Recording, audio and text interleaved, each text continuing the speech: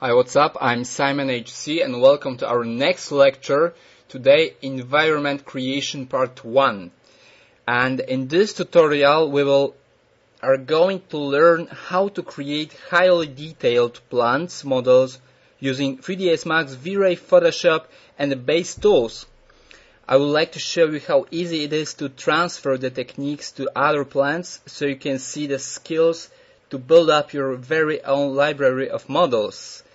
And the presented scene is the result of a collaboration with the Nadula Verne studio that have designed the buildings.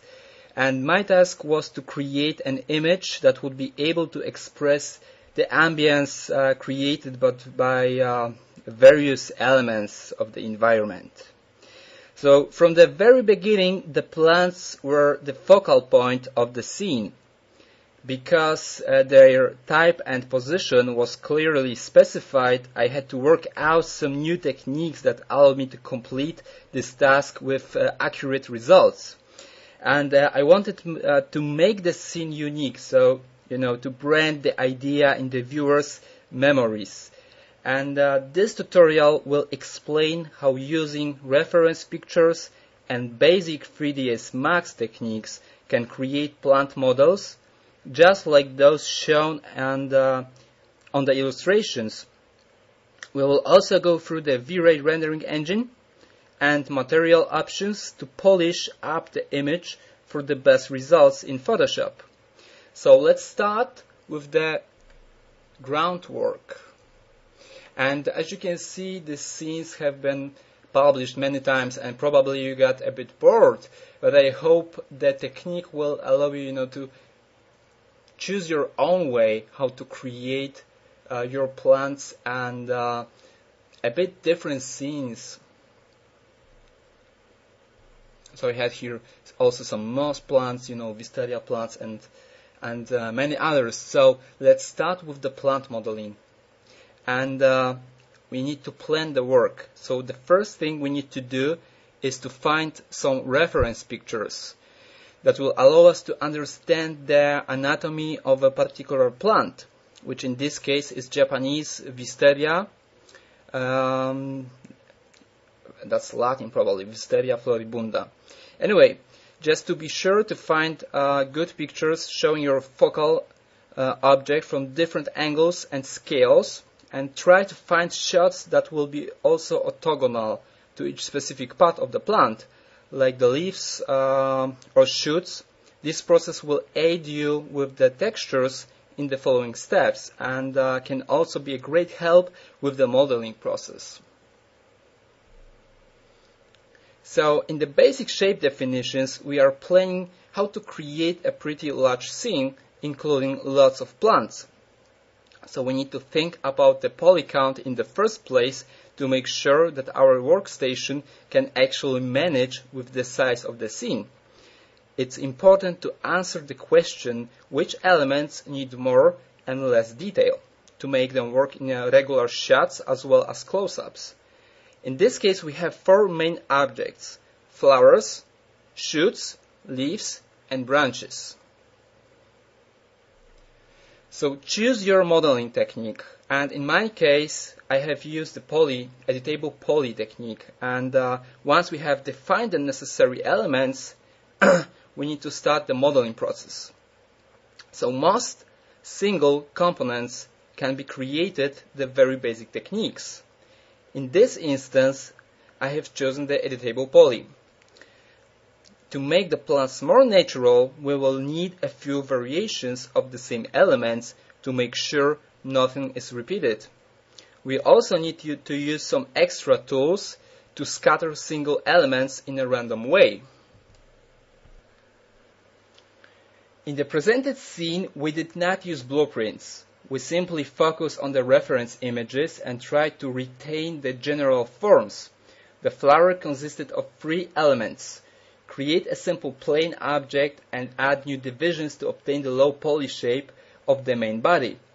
Follow the same procedure to prepare the petals and core, and in the end we'll need a shoot that will connect the flower to the stalk. Copy the flower twice and change the geometry a little to give more variety. And That's basically the idea, how to go from a low poly geometry into a more detailed one, and depending on that depth we can choose the type of the model, and this way we can also win some polys and make the scene work better on your workstation. Once the main elements of the flower are done, apply a UVW map to each object. And I have used a simple box mapping procedure. So create the necessary maps, shaders, and apply to your models. Next, convert the geometry into editable poly and attach all the components into one object. And please make sure to adjust the pivot so the z-axis is placed exactly as shown in the example. So this is a very important stage, so take your time and make sure everything is correct, because sometime later we will use the Advanced Painter tool, and thanks to this we can easily spread the leaves, the flowers in the right position. Here are some textures I have created using the reference pictures and some slightly painting in Photoshop. And on this example you see how the pivot point has been adjusted to the shoot to sometime later multiply it in the correct way using the V-Ray Advanced script, the Advanced Painter script. And the z-axis is following actually the shoot, so sometime later we will paint it on the stock and it will remain orthogonal to the stock. And this is the base idea, how to spread those elements very easily and fast using this script. So just remember, when you're done with the modeling and all objects have a proper UVW and nice textures and mapping, then we need to convert all the objects into editable poly and attach into one object. And just remember in the end to fix the pivot point so we can easily use it in Advanced Painter script. Now it's time for the stalk and leaf creation. So in this step we will create the stalk object and some leaves. The actions in this step are pretty much the same as in the basic flower creation process, so basic editable poly technique. And first you can use a spline to draw the stalk and leaf. Then you can copy just twice or 3 times and tweak the size to have a slightly different shape. You can create 3 different lengths of stalk to produce, plants in various stages of development. So, just young stalks and then in some bit older ages. And we can also take care when adjusting the pivot point also right here. So in the end we will receive some groups of the model plants, and we can also once again use the Advanced Painter script to spread the elements all over your scene. And after your geometry has been created into groups, converted into groups, we can proceed with the V-Ray Mesh export to create proxies. So just to be sure, using the Advanced Painter script, you may spread the leaves and flowers on the stalk, and you have to set the Advanced Painter to randomizer mode and select the correct object to multiply. So be sure to check the align up direction is set to N, so it's the normal. And remember to use stalks with different lengths so you have a more random result. And once you have created similar groups to those shown, convert the objects into editable poly, attach them into one object, and once again carefully adjust the pivots until it looks right. In this step, we will create branches and we will take care of their distribution. And using the great Gutenberg plugin called EV Generator, we will now create the branches. And in the scene we have some cables in the courtyard that the branches can follow. And this might be not enough though to cover the whole sky. So we'll create a fake distribution object, which you will see in the presented scene after the presentation. And to do so, use just simple a circle from the splines rollout and convert it into editable poly. And you can just go also to the object properties and set this object as not visible to camera, because it's only a helper that will allow us to spread the objects all over the sky. And we can just use now the Advanced Painter script and paint all over the sky the groups we have just created. And we can use the proxies, to have the scene a bit later. And we can repeat this action a few times until the density is thick enough. And we can also place some branches on the ground and columns too, to have the idea of the growing plants all over the place. And remember to uncheck the leaf option in the EV setting, because we only want to have branches. So a quick view on the helper object that will allow us to create nice EVs on the top of the scene. And the cables might be not enough, so that's why we have decided to create one more object. And this object will only help us to spread the EVs, because in the end it will not be visible during the rendering. Now it's time to establish the scene. So at this point all plants are ready to spread into the scene. So we have used the V-Ray Mesh Export option to create proxies from the predefined groups from step 7.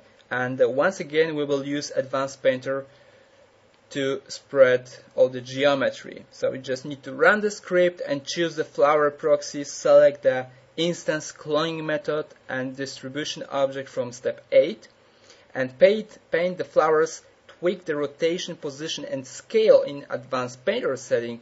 And you may also want to set this time a fixed amount of the distribution, so not a normal, because we have some cables that are not actually placed into one surface, because they are going a bit down into the patio, and we want all EVs to be just following the gravity, so perfectly vertical. And then you can set just in the Advanced Painter tool the N to Z axis, so they will be always perfect vertical. And in the end, once your camera is set up in the scene, you can also add some more groups to areas where they will be well exposed, like some very small groups, like here on the presented image. And you may also want to add additional details on the ground. And in this case, the client wanted to have some moss plants on the ground. And to create these elements, I have used once again the Advanced Painter script. So I have created in editable poly a simple strand in Y shape, and over a hemisphere I have just spread with the script the strands and created a kind of moss effect. And in the end I have created proxies from this geometry and spread all over the terrain like in the previous steps. So now it's time for textures, shaders and the post-production work. And as you remember, in the early steps we have applied UVW box mapping to the main components such as flowers and stalk. It's a massive help to have reference pictures taken from orthogonal views for the elements you're about to texture. There is a great plugin called Textporter, which may help when creating texture templates. And once the template is ready, you can simply copy a part of the reference picture and fit it to the comp in Photoshop or other favorite composition software. And it's actually very easy then to fit the shader to the object, and you have also more control over the size and placement. And let's check out some shaders. And after your diffuse textures are done, copy the layers and desaturate them. Tweak the contrast and brightness to prepare the bump, reflection, and translucence map in Photoshop. Once all the textures are set, choose the V-Ray material and organize the channels as shown on this picture. To get more control over the shader's behavior, use the color correct parameter with all created textures or just the color correction plugin. During the post-production, we may need some other channels also. So we may save the raw reflections, refraction, and also the Z-depth channel. And in the previous lectures, we have learned how to use the Z-depth channel to create the depth of field effect. And we can use a simple filter inside of Photoshop, which is the lens blur. And we can choose your alpha created from the Z-depth channel to control the focal point, and tweaking the settings inside of this filter, you may achieve nice bokeh effects and the desired depth of field. So it's a great help. And right now, let's jump into the next section. Let's check out the real scene in 3ds Max.